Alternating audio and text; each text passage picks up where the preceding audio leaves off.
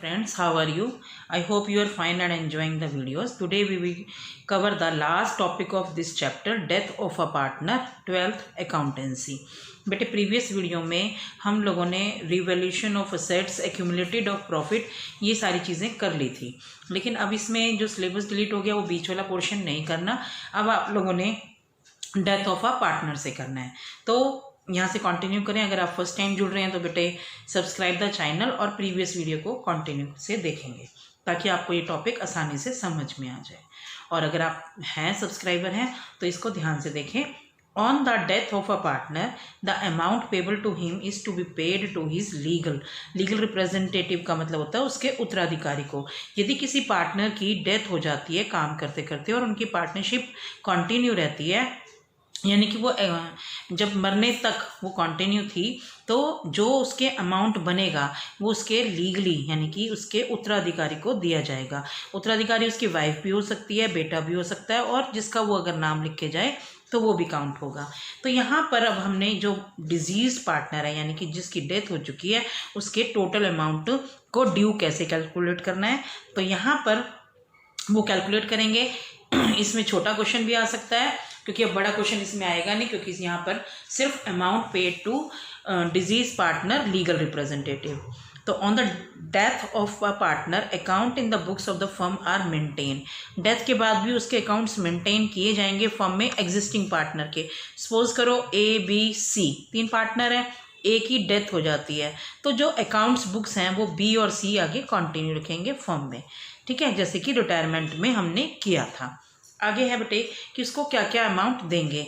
The amount of deceased partner are entitle to claim. उसका कौन कौन सा क्लेम हो सकता है? सबसे पहले कि उसका capital account, the amount standing to the credit of his capital account. फिर ही share of goodwill after the valuation of goodwill, क्योंकि जब उसको डेथ होती है तो उस समय मार्केट में उसकी क्या वैल्यू है गुडविल की वो कैलकुलेट करेंगे और मार्केट वैल्यू से उसकी गुडविल को शेयर देंगे। फिर इंटरेस्ट ऑन कैपिटल, वो भी अगर पार्टनरशिप डीड में अलाउड है। अगर पार्टनरशिप डीड में ये कहा हुआ है कि इंटरेस्ट ऑन कैपिटल देना है तो ही देंगे, अदरवाइज नहीं। His share of profit on revaluation of assets and liabilities. जैसे रिटायरमेंट के समय मैंने आपको revaluation of assets and liabilities बताया है, वैसे ही डेथ के समय भी ये प्रिपेयर किया जाता है ताकि उसका जो revaluation of assets and liabilities, अगर सरप्लस है तो प्रॉफिट का शेयर देंगे, अगर डेफिसिट है तो उससे वो लॉस ले भी लेंगे। फिर his share of undistributed profit और रिजर्व, जो जनरल रिजर्व है या कोई और भी ऐसे प्रॉफिट का शेयर है तो वो उसको देंगे, ठीक है। हिज शेयर यहाँ पे था अनडिस्ट्रीब्यूटेड प्रॉफिट और रिजर्व्स। अब आगे है his share of profit up to the date of his death. Death के समय उसकी कितना शेयर बना। तो फॉलोइंग ये तो आपने क्रेडिट करने हैं, जो मैंने आपको 6 पॉइंट्स बताए हैं ये आपने क्रेडिट करने हैं। अब उससे लेना क्या क्या है? Drawing, clear, interest on drawing, his share of loss. मैंने कहा था कि जरूरी नहीं है कि प्रॉफिट ही हो, लॉस भी हो सकता है। Loss on the revaluation of assets and liabilities.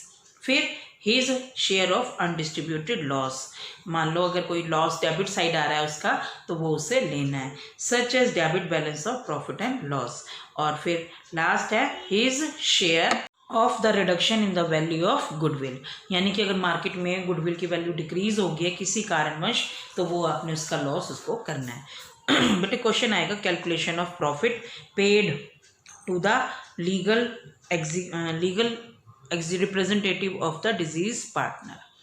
तो if the death of a partner occurs यानी हो जाती है on any date during the year, during के बीच में हो जाती है, तो executor of the deceased partner, उसको एग्जीक्यूटर अकाउंट भी बोलेंगे, लीगल रिप्रेजेंटेटिव भी बोल सकते हैं। Deceased partner will also be entitled to the share of profit earn by the firm, यानी कि जब तक उसने काम किया उस डेट तक का प्रॉफिट उसको देना पड़ेगा।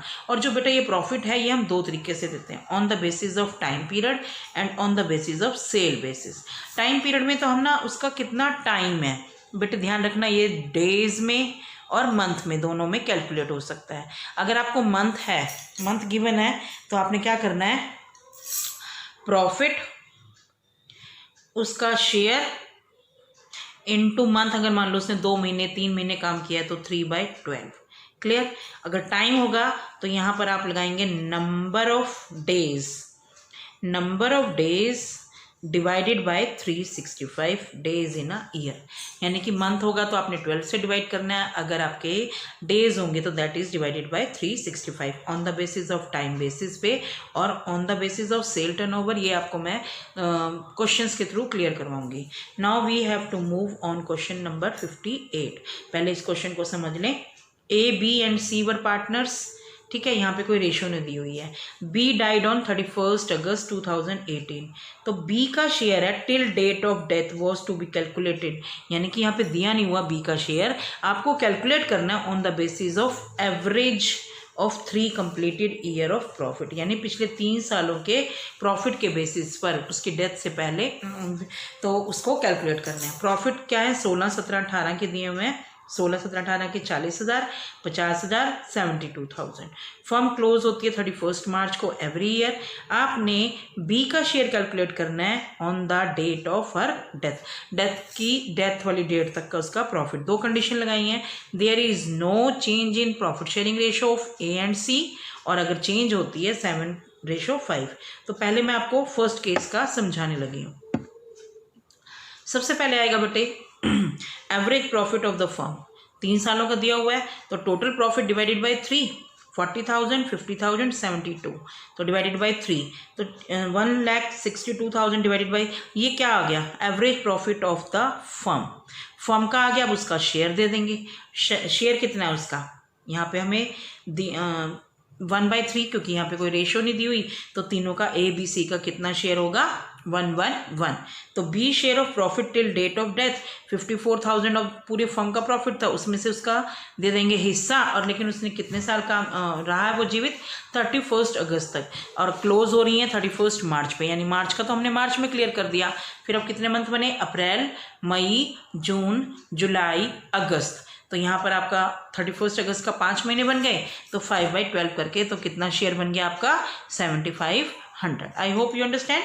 नाउ अब इसकी जर्नल एंट्री क्या पास करेंगे, जर्नल एंट्री करेंगे profit and loss suspense account debit. Suspense, अब आपके दिमाग में आया होगा कि मैम सस्पेंस क्यों लगाया है। सस्पेंस इसलिए लगाया है बेटे क्योंकि यहाँ पर ड्यूरिंग द ईयर डेथ हो गई है, और हमने ये assume on the basis of past performance के लिए है, तो यहाँ पर हमने सस्पेंस है। लेकिन अगर मान लो उसकी 31 मार्च को ही डेथ होती तो हम यहाँ पर profit and loss account debit to B's capital account कर देते। I hope you understand.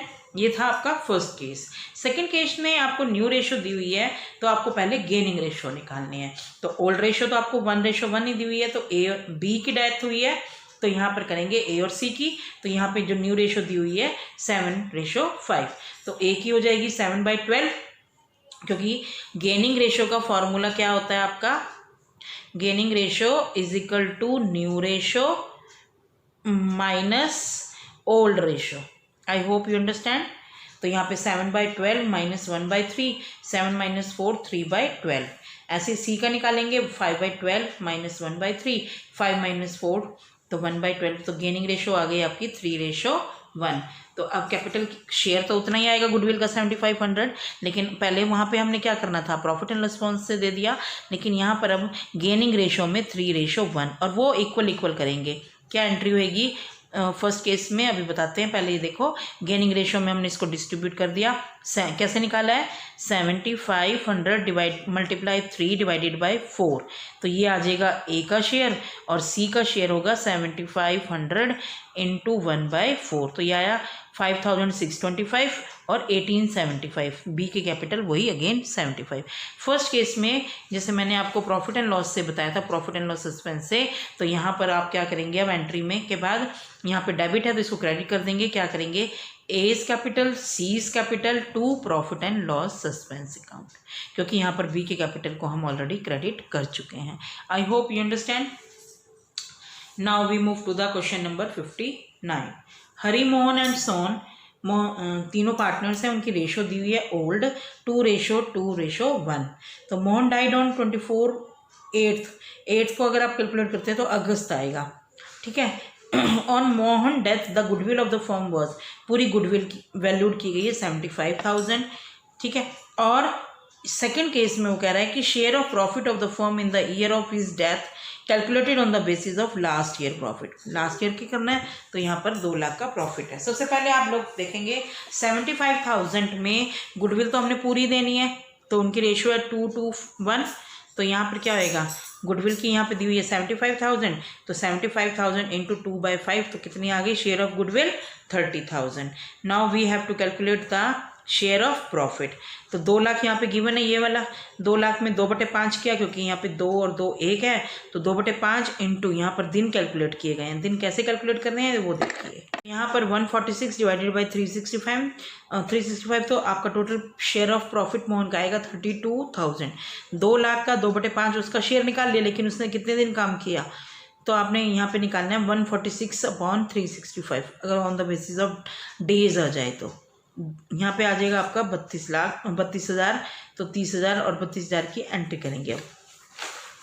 अब 31 मार्च को बुक क्लोज होती हैं, तो अप्रैल के 30, मई के 31, जून के 30, जुलाई के 31, अगस्त के 24, टोटल डेज हो गए 146 डेज हो गए। यहाँ पे मैंने शेयर ऑफ गुडविल को पहले कैलकुलेट किया, उनकी जो रेशो है 3:2 आई है, ठीक है। तो हरीज कैपिटल, सोहन्स कैपिटल, 2:1, क्योंकि यहाँ पे रेशो दी नहीं, रेशो आपकी पुरानी थी 2:1। यहाँ से आपका बी निकल गया, मोहन निकल गया, तो मोहन का शेयर 2 था, तो यहाँ पे रेशो रह गई रिमेनिंग 2:1। तो Harish capital account debit, Sohan capital account debit to Mohan capital. तो यहाँ पर 2:1 में बांटा 30,000 की गुडविल को, 20,000 देगा हरी और सोहन देगा आपके 10,000। अब यहाँ पर आई बात प्रॉफिट एंड लॉस की, profit and loss suspense account की। तो यहाँ पर जो उसका शेयर 32,000 था, profit and loss suspense account debit to Mohan's capital 32,000। अगर आपने इसको राइट ऑफ करना है तो क्या एंट्री बन जाएगी, Harish's capital, Sohan capital to profit and loss suspense account. I hope you understand. Now we move to the 60th question. A, B and C are partners in the ratio 4:3. A died on 31st December. Accounts are closed on 31st March. Sale for the year, यहाँ पे on the basis of sale निकालनी है। Cell पूरे साल की दी हुई है, पिछले साल की 2019 की, amounting to ₹4 lakh. Sale of 3,30,000 amounting, यानी कि उसने यहाँ पे जैसे sale for the year ending 31st March और 4 लाख की दी हुई है आपको पिछले साल की, तो यहाँ से नोट कर लेते हैं। और सेल जो है वो है, तो यहाँ पे sale of 2019 is 4 lakh, profit है 60 लाख। तो यहाँ पर बेटे आपको पिछले साल की सेल और प्रॉफिट दोनों दिया हुआ है, और साथ में आपको दी हुई है कि उसकी डेथ तक की जो सेल है वो 3,30,000। Now we have to calculate the profit. I hope you understand the question कि बेटे इस क्वेश्चन में ABC हैं, A डाइड होता है रिमेनिंग शेयर में 3:2 में, ठीक है। और इसके बाद sale for the year ending आपकी दी हुई है 4 लाख, और जो डेथ तक की है वो जो करंट ईयर की 3,30,000 ऐसे लिखी है मैंने, ध्यान से देखेंगे। Sale of 2019 4 lakhs, profit of 2019 60,000, sale up to death of A is 3,30,000। We have to calculate profit up to date of death. देखो बेटा इसको फॉर्मूला में कैसे करेंगे। अगर आपकी सेल 4 लाख गिवन है तो प्रॉफिट कितना है 60,000, ये आपको क्वेश्चन में गिवन है, स्टेटमेंट बनानी है, ठीक है। अगर 1 हो जाती है तो 60,000 डिवाइडेड बाई 4 लाख, और अगर आपकी सेल 3,30,000 है तो मल्टीप्लाई बाय 3,30,000, तो आपके पास शेयर आ जाएगा। तो total profit of the firm आया आपका 49,500। क्लियर। अब 49,500 में से उसका शेयर निकाल देंगे 4/9 करके, तो 22,000 आएगा। तो 22,000 उसका प्रॉफिट में शेयर है। आई hope you understand the question and video. If you like the video, please subscribe the channel, and for more notification press the bell icon. Thank you.